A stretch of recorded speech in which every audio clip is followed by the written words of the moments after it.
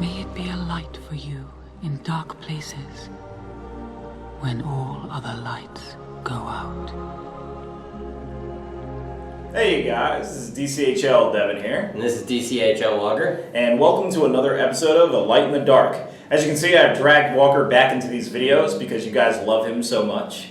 So, Yeah, we could say something like that. No, I'm moving right now, guys, so that's why I've been busy this week. You tell him it's no excuse. He comes with the videos. I'm here. Yes, he is taking time out of his moving experience to come.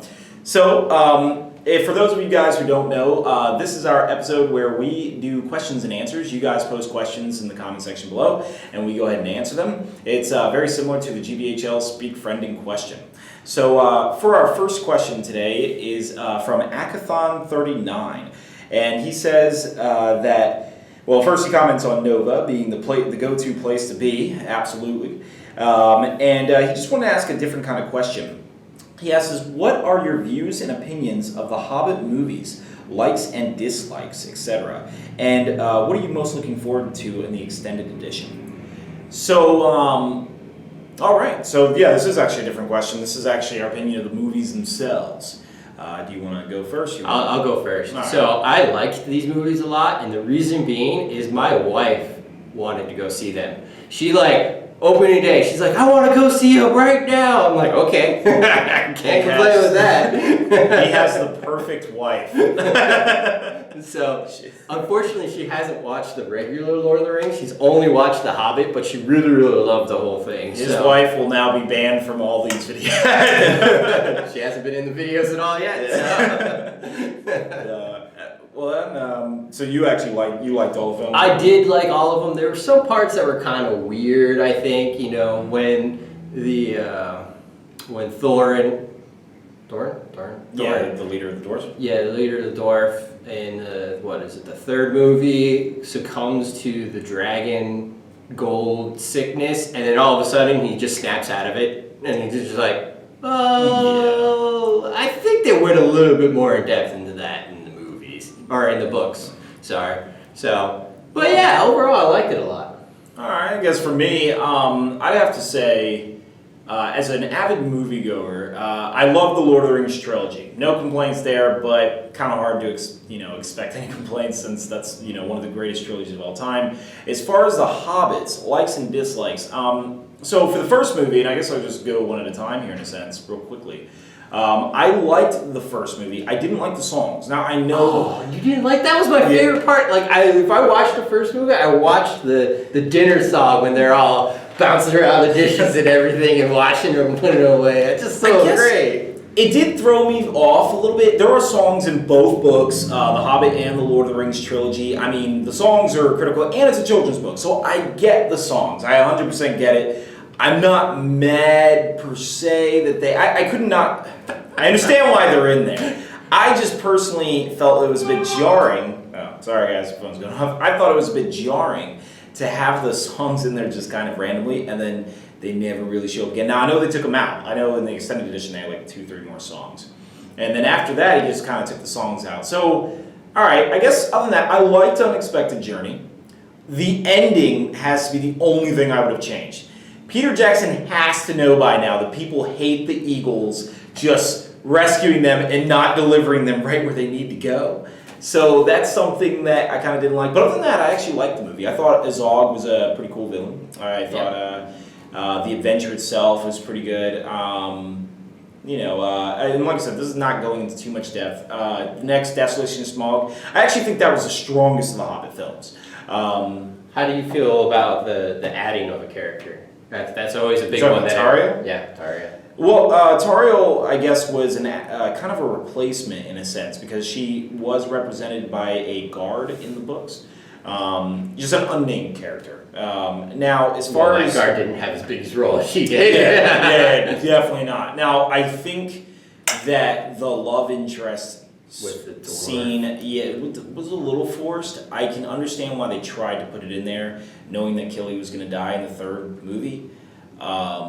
Maybe to give it a bit of a more emotional impact. I didn't think that was necessary to do that, but other than that, I think she was a welcome addition into the movie. I'm not mad at her at all. She opened up avenues for certain characters that were main story characters to you see more personality with them. So I thought she was a great character added. Also, you know, she's easy on the eyes, so you can't complain there. There you go. So that's a good reason to throw in any female character where, you know, Lord of the Rings and The Hobbit is pretty much void of them at all. I wasn't too mad at it. I liked Legolas being added in. I actually thought it would have made no sense if he wasn't added in. You're talking about going to Mirkwood, the place where Legolas was, so that makes no sense not to have him there. He's the Prince of Mirkwood. He would be there. And I think even Tolkien would agree that he probably would have written Legolas into The Hobbit had he had a chance to redo it. I think, the White Council needed to be there. I liked actually all of that. I liked all the adding characters. Tariel, I didn't have a problem with her just because they're not in the book. That doesn't mean anything as long as they fit the purpose of the plot. And I think the only thing I'd have to say is the scene with Smaug. And especially for those of you who know the third movie, that cliffhanger was a nightmare for me. Like, I was just like, are you serious? See, and this is you mean the tangent. You mean the end of the second movie? Yes. The beginning of the third movie. Okay. The Smaug sequence. They should have just did that all in the last movie. Exactly. I mean, if not the last movie, then tied up in the second movie. I know people wanted to see more Smaug, but to be honest with you, didn't need him to make us feel compelled. If you had him go and destroy Lake Town and have him wreck everything instead of that long Scooby-Doo chase scene we had with him and the dwarves. I mean, I call it Scooby-Doo because literally, I swear, there was, what's his name? One of the dwarves was like, hey, you, dragon. I swear it was like a Shrek scene or something. And Smaug just looks at him, and instead of just cooking the dwarves he's chasing, he just is like, oh, let me go this way. Sometimes you have to toy with your food. It makes it much more enjoyable when you actually get to eat it. That was terrible. I think they should have just ended it by having Lake Town be attacked. And the best part about that is that now you have Lake Town is attacked.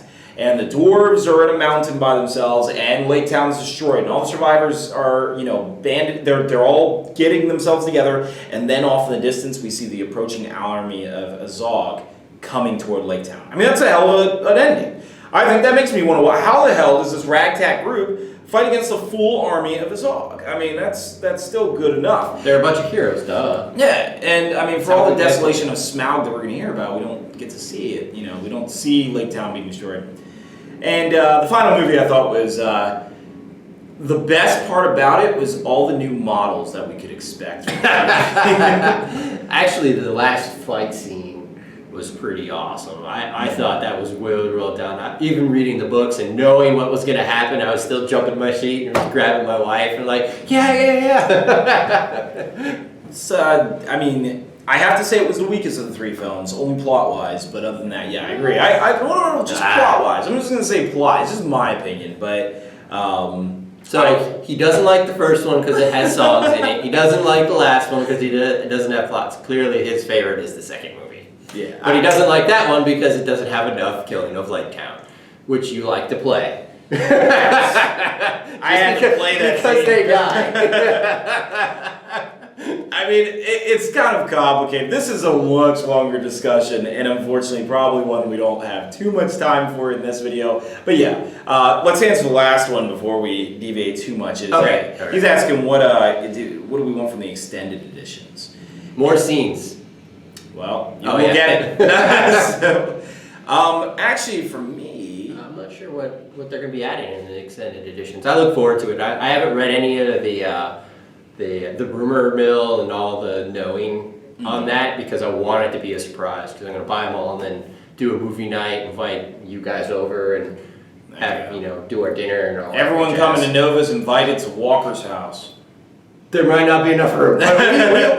We can fit plenty. I can fit at least, 5 or 6 or 7 comfortably.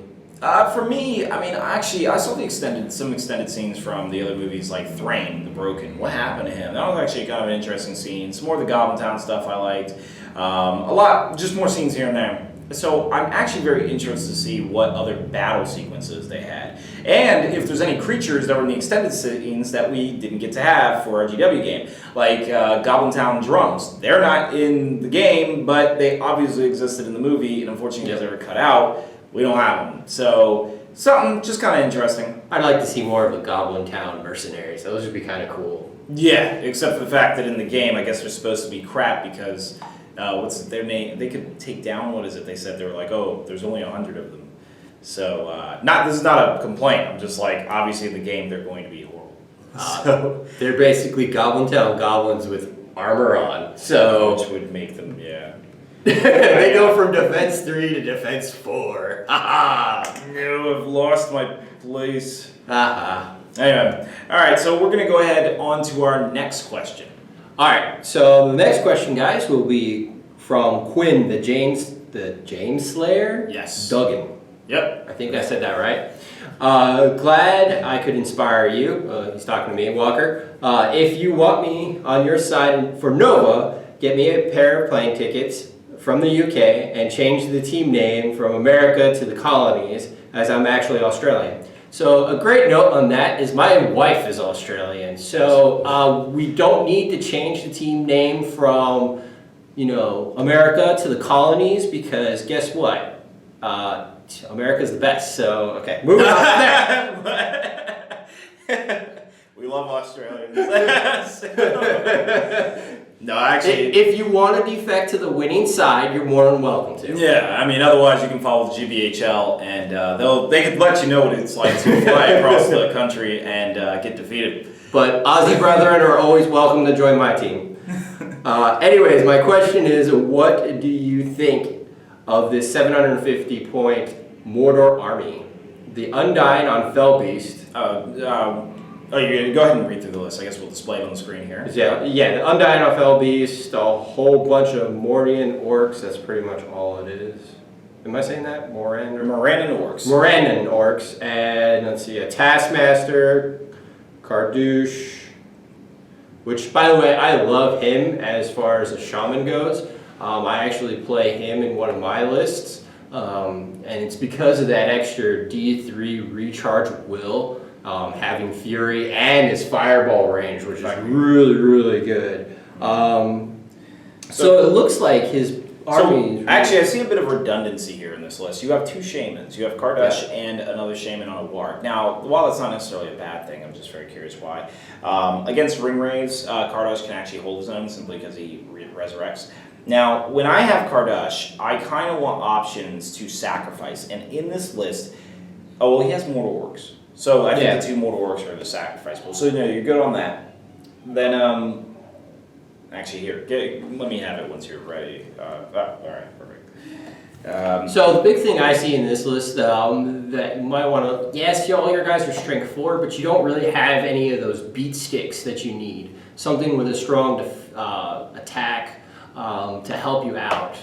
You're reliant on your shield wall, basically. So your orcs in front with the shields, and then your spears behind them supporting. I might say ditch one of the shamans for like a captain or one of the good named characters. And reason for that is that Taskmaster, keep him close to him and keep regenerating that might, so that you can keep doing heroic fights, heroic strikes. And he'll be a focal point in your army. I guess his beat stick is the Fell Beast. The only thing about that is you're going to be very tempted to keep him out of combat, simply because once he's stuck in, if you lose priority rolls, then you could try to call it and hope your Taskmaster keeps your might around. But if your Fell Beast is kind of overextended, which happens a lot with flying monsters, then you're going to have this problem where you're burning all your might to get out of there, and just so you can cast spells. Right. Once you don't have any spells to cast, then it's pretty much over. Then you're in trouble, yeah. So, I mean, the Undying on a Fell Beast is not bad. I just, I wouldn't want to send him in combat, and so therefore you need something else to really pump your army up. Morandan orcs are fine and all, but I'm just looking at it this way. If I was playing Boromir and some other really strong hero, you effectively you're only able to take down one hero at a time, while the rest of your Morannans desperately fight off the rest of the army. And actually, in a 750-point list, he's got 10, 10, 10, and 12. So he's got like 42 units. That's not bad. 20 break. It's not as good as Goblin Town Goblins, because in 750 points, he would have about over 100. Now, he says -1 banner I would not take out the banner. I'm looking at your list here. You have one. No. He has 2 banners. Yes, then minus 1 banner. Yeah. Take the banner out and give the Fell Beast armor, I guess you can say. Actually, if I would take the banner out and the regular shaman and put in a Shagrat. What Yeah. about that? Ooh. Yeah. Well, no, he's not an orc. No. Why would he need an orc? Because that's what he's using in his list as. Well, Kardash won't be able to give him Fury, but to be honest with you, Shagrat almost doesn't even need it. He has 7 defense, 3 wounds, and 3 fate. He'll survive most encounters on his own, and not to mention the fact that he really is hard to take down anyway. Yeah. If you have Shagrat, you have a second guy who can really just get in there and crush units.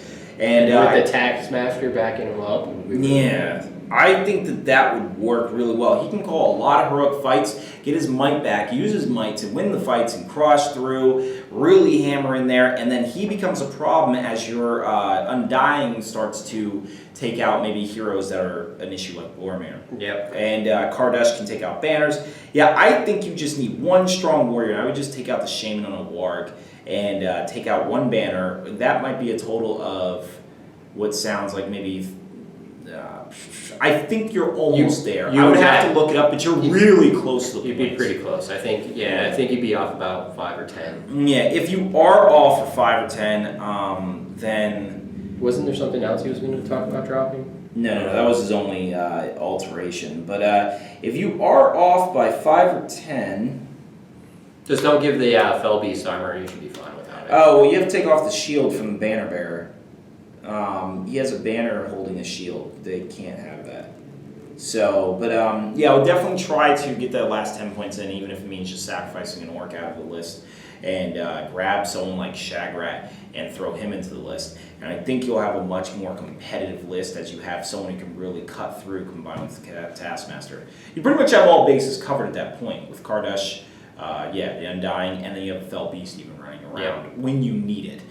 Just be very careful about that. If you overextend, he will be caught in combat. Hold him in reserve, I would say, until later in the game. Fire off your spells, kill heroes, snipe those guys, and then send them in and just toss in the little minions down the line. Yeah, that'd be really good. All right, so we'll go on to our next question. And who else but Halder asked a question about Canada, the Canadian players. So he heard, well, actually, let me just read his question real fast. Yeah. He says, where are the players from Canada coming from?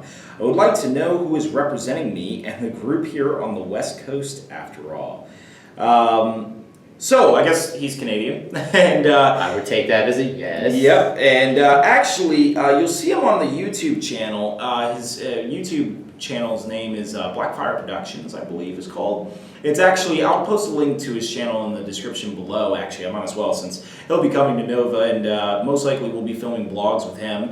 And as far as we know, we don't know how many are coming. We've actually gotten a lot of emails regarding multiple different groups of Canadians. I guess there is actually even a league for Canadians out there. Nice. And I'll actually post them in the description below too, just the name that they say they came from. And otherwise, I mean, I don't know who they are. I literally just met them. They just sort of responded to us after the GBHL announced that they were coming, and the LOTR SBG battles said that they were coming, and yeah, Nova was getting bigger. So here's the deal. We actually don't mind if the Canadians bring 4 people, which I assume they would because there's a lot of them coming down, I think. But if they bring enough people, then we can even include Canada in these America versus Canada versus Britain type of, like this World Cup type of thing. So would the Canadians be on our side, or would they be fighting for the British? Britain is on their own against multiple other countries. Or would Canadians be French? So therefore, we would try to work it out. We'll see actually how that would play out, because we've only really allotted time for 4 bat reps for the GBHL. Otherwise than that, they'll be participating in events and enjoying their vacation. I plan on taking some time off, so GBHL guys, I'll be taking the time off the couple days before, so I can be a tour guide and hang out with you guys too. So. All right. And definitely. Oh, we've got. Or the Canadian guys when they come down, if they need a tour guide, I'll be here. I'll help out. We actually have gotten a lot of people who say they also want to have drinks with us and the GBHL guys, so we're definitely doing that. So, All right, but on to the next question. All right, so Paulo Cancias, I'm terrible with his name. Paulo. It has like all the little squiggly things above the letters and stuff. So he says, for his last question, if you could choose a fellowship from Rivendell to Mordor, who would you pick? Take the 4 hobbits anyway, but pick the other 5 members. Thanks, guys. So I believe he's talking about just cinematically. I don't think he's talking about for the game. So Walker, who would you pick? Okay, so are we saying that they'll be able to go with the hobbits, or it'll happen kind of like the movies where bits and pieces of the fellowship break off at different times? All right, so what we're going to do is actually make this question simplistic. We're going to ignore the hindsight, the fact that they did break off. We're going to ignore everything that happened during the films and just say, if you were starting off without any knowledge of what's going to go on during the movies, who would you start with? The White Council. I would take Galadriel because she's my favorite. And she's the most beautiful. And, you know, the Ring Race and Sauron and all of them are scared of her, which, you know, is always a good thing to have somebody they're scared of. So, and then I would take definitely Gandalf. Well, remember, Galadriel actually had problems being around the ring. Well, I guess she was tempted by the ring, and that's why. But also using all of her power does drain her. But, you know, you have some good fighters with you. Take Elrond. I don't really know why Elrond didn't go. If anyone can post in the comment section below why Elrond didn't go with the Fellowship, he just seems like the guy to bring. He was protecting Rivendell. Did Rivendell get attacked during that time? Yes. I know Lothlorien did. Yep. All the elven kingdoms were being attacked by various things. Well, I would tell Arwen to get her butt in gear. Plus, they have Glorfindel, so they didn't need... Yeah. Actually, then there you go. All right, fine. Glorfindel should be coming with me then. Yeah, Glorfindel will come, definitely. So we got Galadriel, Glorfindel. So we got 2 elves. So we're going to get off elves. What dwarf would you bring? I was still on elves. I know, we gotta get... Because honestly, who wouldn't want a bunch of immortals fighting with that? I mean, that just makes sense. Yeah, it would. What men would you bring? Actually, Boromir would have been a choice for me. I mean, he reclaimed all his Gilead. So I like Boromir because of the actor, but as far as the character goes, he's a little arrogant. I don't know if I would include him. I mean, you're taking the Kings of Men. And Aragorn. I mean, I guess... We're going to go ahead and make our own fellowship without them 2. So we're going to say that Boromir and Aragorn are unavailable. What 2 men would we bring? I guess there is Grey Company guys, like... and actually... The unnamed guys from Grey Company? Yeah, or Hobberod himself. I don't know too much about his character, but I guess if I had to take a man, I'd take him. Men are useless and greedy. Yeah, that's the whole problem why there's 9 of them that fell to the ring and became evil, so... that was bad. Faramir. Yeah, Faramir's not... He actually, resisted the ring. He was a great guy. Granted, that's a little foresight, because, he resisted later. But, I mean, even still, though, he is a captain of Gondor, and Boromir probably would have been better off defending Minas Tirith, since obviously he was more than capable before. You need as much time as possible. So actually, I think I'd rather take Faramir, given the fact that he's wanting to prove his worth, so he doesn't want to mess us up. Well, he did almost try to take the ring, though, so him and his brother are alike. This is a tough question. Actually, what we should do, because of the way the curse on the ring race, no man can kill me, is just take all women.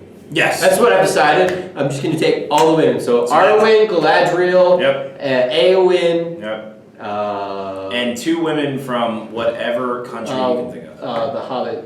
The Hobbit women. They added her to the Hobbit. Lobelia Sacco? No. Tariel. Okay. She's a rogue elf at this point in the movies, technically. So we would take a rogue elf who wants to prove herself back. There's 4. She's still alive, so we get her. I think that's all the 4 women in the Lord of the Rings. Yep, because Tolkien is sexist. No. No, I'm just kidding. No, actually, you guys probably don't know. There's actually a whole thing about why did he have more women? Because it was war, and he was writing it during World War, which was mostly fought by men. It was all fought by men. So we would take a fellowship full of women. And, because then the ring race would be scared of us, and we would beat the living crap out. And then once a month we would hate life. Anyway, actually, no, we go on. That's when we enter Mordor. That's when we enter Mordor. And now we've just offended that whole female YouTube basis right there. I'm so sorry. He's evil. So let's go ahead to our next question. Comes from XTS Warzone. He says, great vid as usual, guys. Thank you for that. Would you bother equipping Suladan with a bow if you're using him as a cav model? Suladan is fight 5 with a poisoned arrow special rule. And what do you think of war camels? They have been one of my favorite cavalry models available. 10-inch movement, inflicts a strength 4 hit against charge model. All right, so basically we have 2 questions here. One is, do we bother equipping Suladan with a bow? No. I never do. Suladan is a combat hero. That's his job. If you have him with a bow, it's because your entire army is sitting back and you have 5 points left over, however many points it is to equip him. I don't really think he's just that useful with a bow. I mean, you have to imagine, if your army is actually in the front lines and he's sitting back there shooting, you have spent all those points to kill maximum one model that might be like literally a tenth of his points. It makes no sense to keep that up. Now, the difference between him and like Legolas, for instance, Legolas can assassinate targets and get those targets you really need. He can't do that. He hits half the time and has no special ability for it. Honestly, you end up being better off taking those 5 points and putting them into like buying 2-handed weapons for your warriors, spears, shields, doing those types of things instead. Exactly. The bow is a complete waste of time. Now, as far as war camels, love them. They are awesome. Awesome. We have one guy who fields like 12 of them. And actually, you might see him at Nova fielding like 12 of them. I don't really know. But yeah, they're great. Fantastic units. The Strength 4 impact hits. I mean, it had been Strength 3, but Strength 4 is able to take down Defense 6 pretty easily, a third of the time. And it's on top of your normal attack. So then you get your normal try to do combat, and hopefully you win, and then you get knock them down, get 4 more attacks, and then you're already Strength 4 plus the War Spear, because why would you not give them a War Spear? Exactly. And so, oh look, now I wound you on, freaking now you have 4s most of the time. I mean, dude, they're fantastic models. They're beasts. They're beasts. Absolutely recommend them. And actually, here's the thing about the Muhad. For those of you who remember back in the day, Muhad actually used to be powerhouses. I mean, absolute powerhouses. They have been nerfed heavily as of this source book, and actually gotten rid of a cool special rule. I liked the previous version of the Muhad better. However, I have to say the only good change about the fact that these guys got nerfed is now the camels are much cheaper. Because there were such powerhouses, they used to be like 24 points. I forgot how much they were, but this is a lot per camel, and they have drastically been reduced. So definitely one of the few improvements I could absolutely say as far as them. So, yeah, absolutely recommend camels, and absolutely don't recommend a bow on Suladan. So, and we're done. So, if you have anything else, Walker? No. All right, then definitely join us again next time. Make sure to like us on Facebook if you want all the latest news, and definitely check out our DCHobbitLeague.com for all the conversions and stuff like that, and terrain and things like that we have on the site. And also, for those of you missing PDFs, feel free, PDFs of the rules. Say like you can't get the free People's Book, go ahead and email dchobbitleague@gmail.com, and we can definitely help you out with that, because we're trying to encourage as many players as possible to play the game. We can find rules for you that we can get to you. So if you are a new player and can't get those rules, let us know, dchobbitleague@gmail.com. And thanks for watching. Later, guys.